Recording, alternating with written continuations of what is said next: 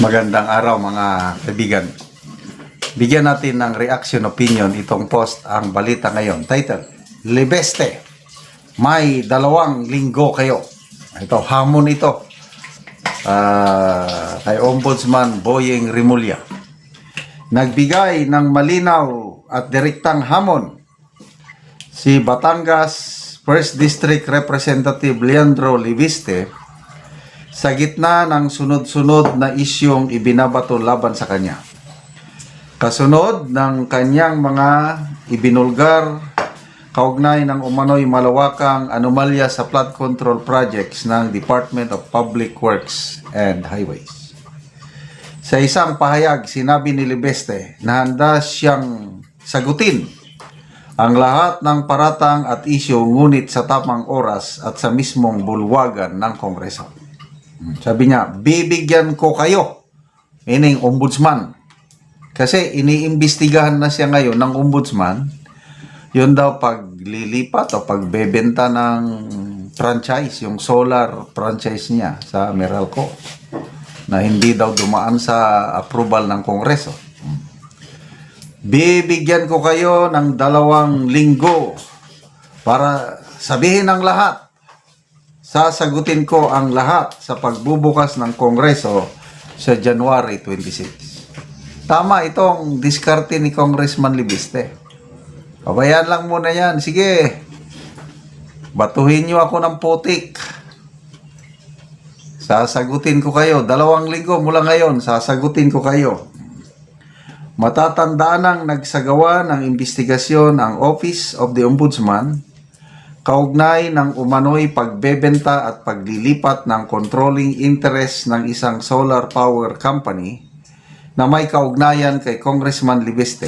Isang transaksyon niya ay hindi dumaan sa pag-aproba ng Kongreso. Sa halip na makipagsagutan sa hiwa-hiwalay na pahayag at aligasyon, malinaw ang mensahe ni Libeste. Hayaan muna niyang ilatag ng kanyang mga kritiko ang lahat na akusasyon bago siya magsalita ng buo at detalyado sa pagbubukas ng sesyon sa House of Representatives sa Enero 26. So ito na po ang kalakaran. Kung sino ang lumalaban sa korupsyon, sila na ngayon ang iniimbestigahan. O, tignan nyo si Congressman Barsaga. Binira sa Ethics Committee, sinuspend ng 2 buwan. Kailan?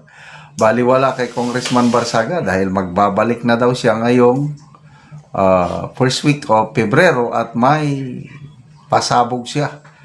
Sabi niya ang utak ng korupsyon sa Kongreso ay walang iba kundi si Enrique Razon, yung bilyonaryo. Ito may kinalaman kay Speaker Martin Romualdez, yung kanyang ilalahan. So, 2 sila na may pasabog pagbukas ng Kongreso sa January 26. Dito naman kay Libeste, sasagutin niya yung issue. But ngayon, nagsimula na talaga ang investigasyon. Kasi nasa kapangyarihan yan ng ombudsman. Imbestigahan ang alinman nakikita niya na may paglabag sa batas, lalo na pagdating sa graft and corruption na issue. But ako, kumpiyansa ako sa pagkatao nitong Libeste na ito dahil makikita mo, ibang-iba ang kanyang napaka-generous niya.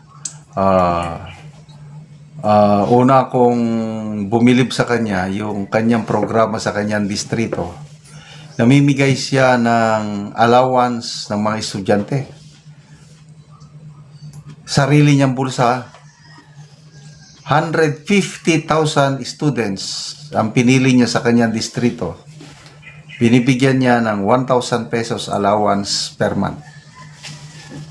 So kung 1,000 times 150,000, ilan yun? 15 million o 1.5 million? Hindi ko na alam, kayo nang mag-compute. Sarili niyang bulsa. So, batang-bata ito, bilyonaryo na. At yun na nga, yung kanyang kita, income niya is dito sa solar company na, yun na, parang ibinenta niya sa Meralco. Tama ba? I'm not sure kung, yeah, Meralco. At ito ngayon, ang issue ngayon laban kay Congressman Libeste dahil national franchise yan, dapat humiling muna siya ng approval sa Kongreso bago niya gawin yun. So, yun. Maliban sa investigasyon ng ombudsman, sasagutin lahat ni Congressman Libeste ang issue 2 weeks from now. Kaya sige, magpakasaya kayo. Sabihin nyo na lahat. Kasi pinagsabihan siya ni Boying Rimulya nga, batang-bata mo pa. Nininegosyo mo ng franchise. Para kang hindi Pilipino, parang ganun. Mahiya ka naman. Ay, nako, kung sino pa. Basta, nakikita ko, malayo ang mararating itong dalawang batang ito. Tatlo, sabihin na lang natin tatlo. Barsaga, Libeste, at saka itong si Eli San Fernando. Tinatagurian na nga silang mga modern day gomborsa. Yung tatlong pare na binitay ng Makastila, Gomez, Burgos, Zamora. Ito ngayon silang tatlo. May nakita kong post.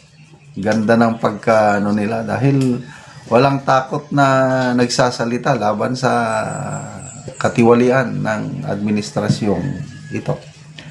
Okay, so speaking of Libeste Ligarda, nakikita ko na dito ngayon ang support ng Libeste Ligarda political dito sa pamilyang Duterte. Kasi pinipilit nilang i-connect si Congressman Libeste sa mga Duterte. Na inaamin naman ni Congressman Libeste na talagang yung kanyang paghanga kay PRRD noon hanggang ngayon nandiyan pa rin. Kaya nga nag-OGT siya kay Tatay Digong nung presidente siya. So pagdating ng impeachment, nakikita, opinion ko lang ito, pag matuloy ang botohan sa impeachment ni VP Sara, makakaasa tayo na itong si Senator Ligarda boboto sa acquittal ni VP Sara. Salamat mga kaibigan sa inyong pagsubaybay sa ating channel. Nakakatulong kayo ng malaki sa tribong Talandig ng Bukidnon dahil ang income natin sa channel na ito is pantulong po sa tribo. Namimigay tayo, excuse me, namimigay tayo ng libreng yero at pako para makapagpatayo sila ng mas maayos na tirahan.